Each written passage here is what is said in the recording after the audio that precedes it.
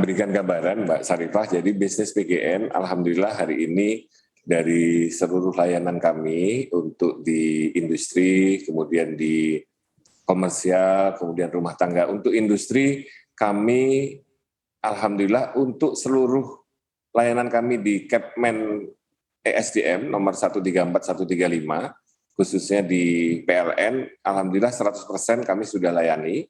Kemudian dari 100% tersebut dari total layanan PGN itu kurang lebih hampir 40-50% layanan kami kepada PLN, khususnya ke pembangkit listriknya PLN.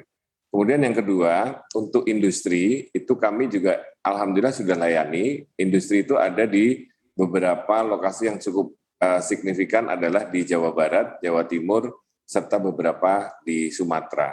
Nah, kami saat ini sedang juga melakukan kerjasama dengan beberapa pengelola kawasan industri supaya kami bisa meningkatkan layanan kami, khususnya untuk yang di luar Jawa dan Sumatera. Nah, ini kami lakukan dengan tadi pasokan melalui LNG. Nah, untuk industri sendiri di PGN kurang lebih hampir 30%, kemudian komersial 10% dan sisanya adalah untuk rumah tangga. Nah, rumah tangga ini secara kuantitas jumlahnya cukup besar. Tugas kami yaitu 1 juta mulai tahun 2022 dan 4 juta sampai dengan tahun 2024-2025. Nah, ini yang kemudian kami memang perlu sangat bisa berkolaborasi dengan pemerintah daerah maupun pemerintah kota untuk kami bisa bersinergi dan berkolaborasi dalam rangka development jaringan pipa kami di sana. Kenapa kami selalu memfokus kepada pemerintah daerah dan pemerintah kota? Karena kami mesti bareng-bareng bersama dengan pemerintah kota, pemerintah daerah untuk kami bisa berikan layanan kepada masyarakat di sana. Mungkin itu jawaban kami.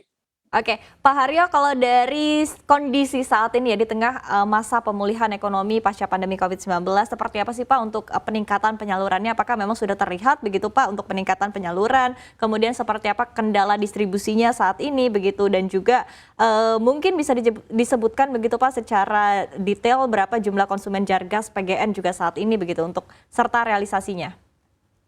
Oke, terima kasih Mbak Sarifah. Untuk pandemi yang kita hadapi mulai awal tahun 2020, secara layanan kami tidak berkurang, namun barangkali kita ketahui bersama bahwa seluruh sektor industri juga berdampak.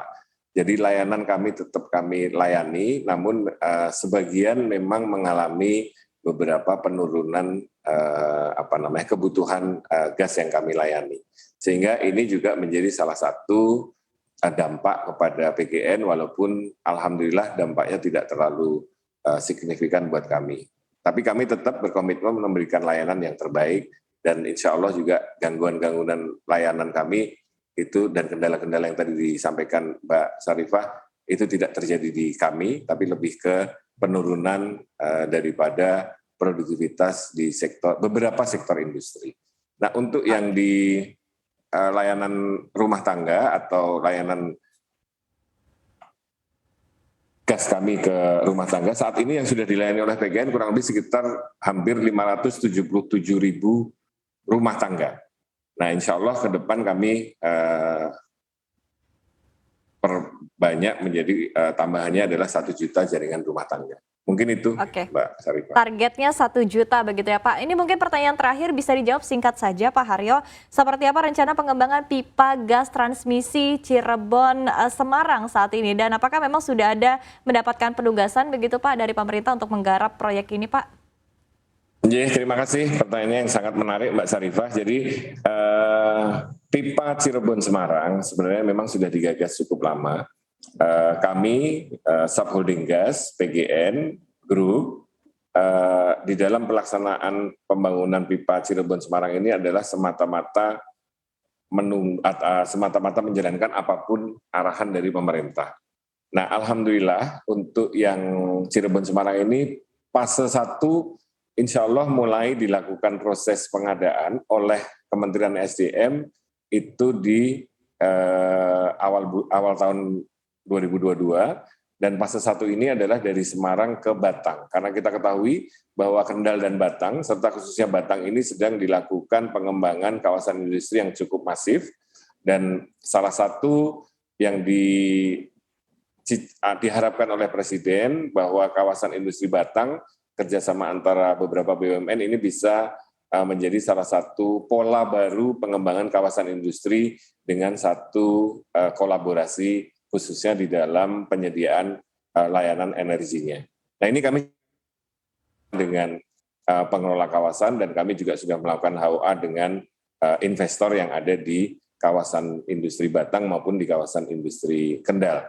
Jadi tahap 1 dari Semarang ke Batang, kemudian dari Batang ke Cirebon, ini kami mengikuti atau menunggu arahan dari Kementerian SDM. Jangan lupa unduh aplikasi CNBC Indonesia di Google Play Store dan App Store untuk ikuti terus perkembangan terkini terkait berita ekonomi dan bisnis.